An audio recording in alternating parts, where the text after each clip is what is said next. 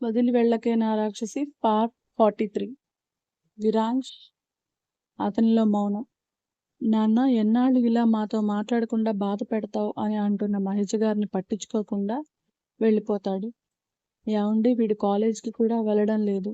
ఇలా అయితే వాడి ఫ్యూచర్ ఏమవ్వాలి అని బాధగా అంటున్న మహేష్ గారి మాటలకి తప్పక ధనుంజయ్ గారి దగ్గరికి పంపాలని డిసైడ్ అవుతారు. విశాలాక్షి గారికి ఎన్నో జాగ్రత్తలు చెప్పి విరాంష్ని పంపేస్తారు. కానీ కొడుకును దూరంగా పంపించి ఇద్దరూ మనశ్శాంతిగా ఒక్క పూట కూడా భోజనం చేయలేకపోతారు. కష్టంగా విరాంష్ని ఒప్పించి విహాన వాళ్ళ కాలేజీలో జాయిన్ చేస్తారు. వినయ్ అప్పటికే కెనడాలో స్టడీస్ కోసం వెళ్ళిపోవడంతో విరాంష్ని జాగ్రత్తగా చూసుకుంటారు ధనుంజయ్ గారు. విహానాన్ని ఫస్ట్ చూసింది కన్యాకుమారి అయినా అరకులో ఆమెని సేవ్ చేశాక కొంచెం కొంచెంగా మొదలైన వాళ్ళ ఫ్రెండ్షిప్ డీప్ లవ్గా మారుతుంది ఇద్దరికి.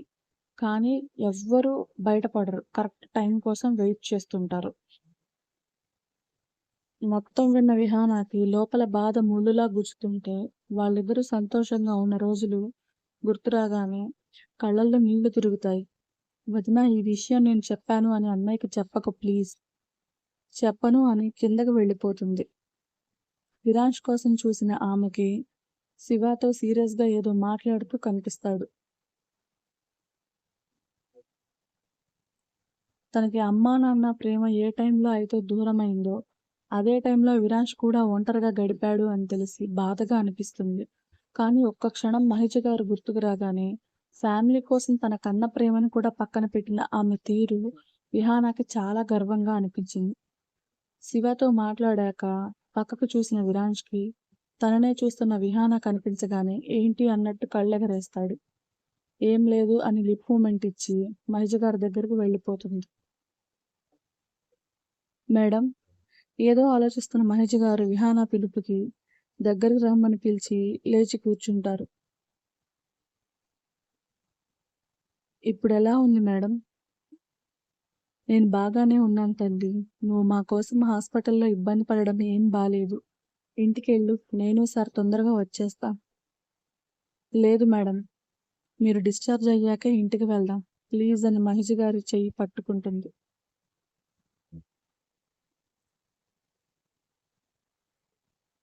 ఎప్పుడు అంటీ ముట్టినట్టు మాట్లాడే విహాన ఇప్పుడు ఆవిడ చెయ్యి పట్టుకోగానే కొంచెం ఆశ్చర్యంగా అనిపిస్తుంది. ఏమైంది విహా? ఏం లేదు మేడం, మిమ్మల్ని అలా చూసి చాలా భయం వేసింది. అయిపోయింది కదా వదిలేయ్, ఇప్పటి నుండి నాలో కొత్త మహిజం చూస్తావు అని నవ్వి విహాన తల నిమురుతారు. ఏమైనా తిన్నావా? మొహం ఏంటి ఇలా అయిపోయింది అని బాధగా అడుగుతారు. మేడం మీరు నా గురించి ఆలోచించకండి, తొందరగా కోలుకుంటే మనం ఇంటికి వెళ్ళిపోదాం, పడుకోండి అని మహేష్ గారికి బెడ్షీట్ కప్పి బయటకు వస్తున్న ఆమెకి డోర్ దగ్గర విరాంష్ కనిపించి సైలెంట్గా వెళ్ళిపోతుంది.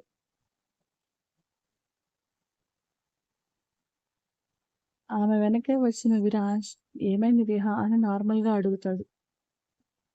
ఏం అవ్వలేదు. మరి ఎందుకు డల్గా ఉన్నావు?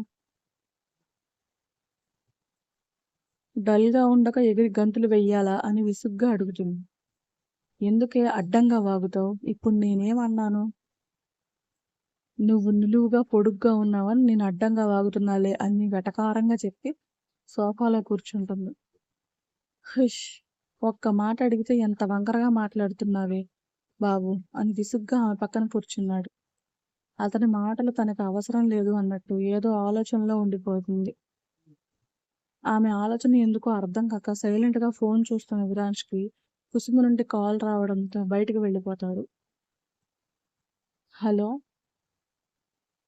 హలో విరాంష్, చెప్పండి.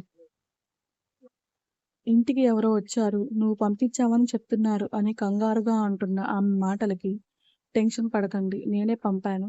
ప్రణవ్ని కళ్యాణ్ని ఇక్కడికి పంపించండి. కొన్ని రోజులు విహా దగ్గర ఉంటే వాళ్ళు సెట్ అవుతారు. కళ్యాణ్కి ఎగ్జామ్స్ అయిపోయాయని తెలిసి పిల్లల్ని తీసుకురమ్మని పంపాను. నేను జాగ్రత్తగా చూసుకుంటాను, డోంట్ వర్రీ. విరాజ్ మాటలకి సరే అని మాత్రమే అంటుంది. విహా కోపం తగ్గే వరకు ఓపిక పట్టండి, ఈ దూరం మళ్ళీ రాకుండా చూసుకుంటాను. ఎప్పటికైనా విహాకి నా మీద కోపం తగ్గుతుందా? కుసుమ గొంతులో బాధకి మీరిలా వీక్ అవ్వడం కరెక్ట్ కాదు. మీ చెల్లి పైకి చూపించే కోపం కూడా మన మీద ఉన్న ప్రేమ వల్లే. డోంట్ వరీ త్వరలో మళ్ళీ మీ ఇద్దరు కలిసుండే రోజులు వస్తాయి. నీ మాట నిజమైతే చాలు అంజ్. తప్పకుండా నిజమవుతుంది. పిల్లల్ని వాళ్ళతో పంపించండి. ప్రాబ్లమ్ ఏం లేదు.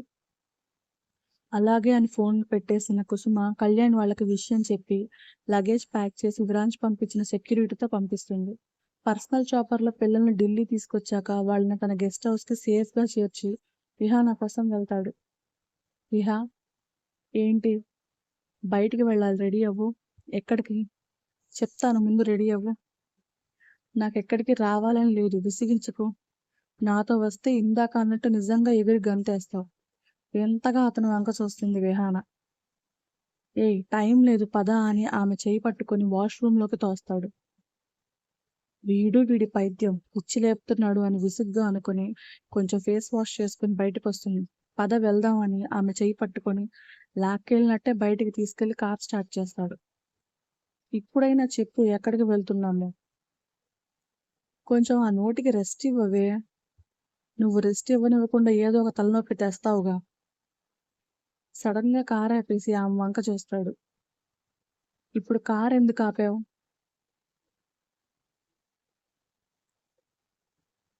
2 డేస్ నుండి సైలెంట్గా ఉన్నాను. ఇక కంట్రోల్ చేసుకోవడం నా వల్ల కాదు.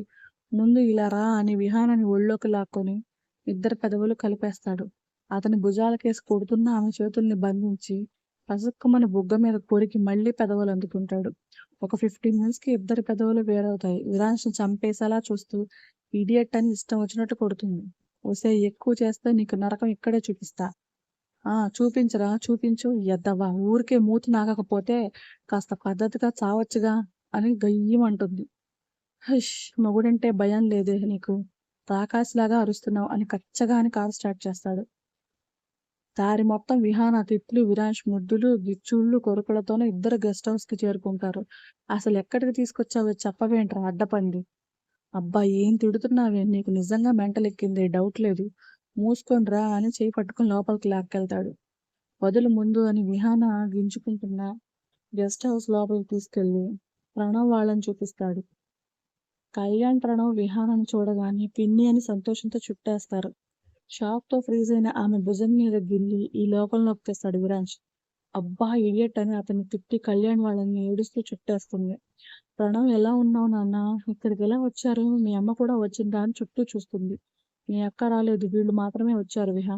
అదేంటి, పిల్లల్ని ఇంత దూరం ఒంటరిగా పంపించిందా? ఒంటరిగా కాదు, ఈ విరాంష్ ఉన్నాడు అన్న ధైర్యంతో పంపింది. గొప్పలు చెప్పుకోవడానికి రెడీగా ఉంటావు అని విసుగ్గా చెప్పి ప్రణవ్ వాళ్ళతో మాటల్లో పడుతుంది. పిన్ని, ఏంటి ఇలా అయిపోయావు అని బాధగా అడుగుతున్న కళ్యాణ్ తల నిమిరి, నేను కాదు, మీరు చూడండి ఎలా ఉన్నారో, అసలు తింటున్నారా లేదా అని బెంగగా వాళ్ళని హత్తుకుంటుంది. నువ్వు లేకపోతే అక్కడ ఉండాలని లేదు పిన్ని, మాతో వచ్చేయ్ అని ప్రణవ్ ఏడుస్తూ అడుగుతుంటే విరాజ్ వంక చూస్తుంది. ప్రణవ్ దగ్గరికి వెళ్ళి, మీ పిన్ని మీతో రావడం కావాలా, మీతో ఉండడం కావాలా అని అడుగుతాడు. మాతో ఉండడం కావాలి అని అంటున్న ప్రణవ్ మాటలకి, అయితే మీరు ఇక్కడే ఉండిపోవచ్చుగా, మీ పిన్ని మీతోనే ఉంటుంది. మరి అమ్మ ఇక్కడికి రాదు కదా అని అమాయకంగా అంటున్న ప్రణవ్ మాటలకి చిన్నగా నవ్వి, మీరిక్కడే ఉంటాను అంటే అమ్మను కూడా ఇక్కడికే రప్పిస్తాను, ఓకేనా?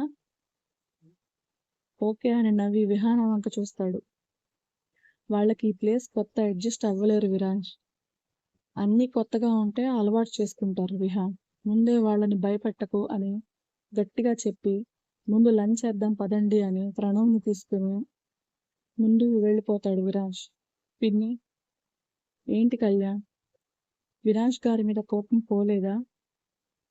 అది ఎప్పటికీ పోదులే, పద అని కళ్యాణ్ తీసుకుని డైనింగ్ టేబుల్ దగ్గరకు వెళ్తుంది. స్టోరీ నచ్చితే లైక్ చేసి, షేర్ చేసి